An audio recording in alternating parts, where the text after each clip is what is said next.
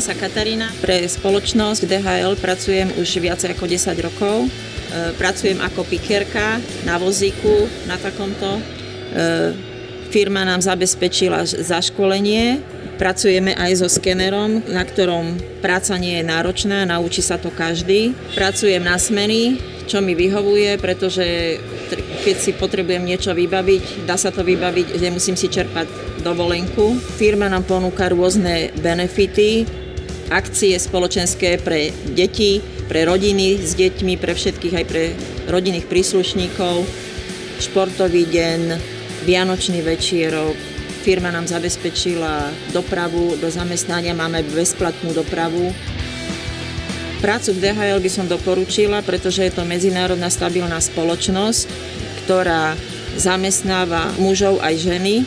Je to aj pre mladých, aj pre vyšší vek, naučí sa to každý, nie je to veľmi náročná práca.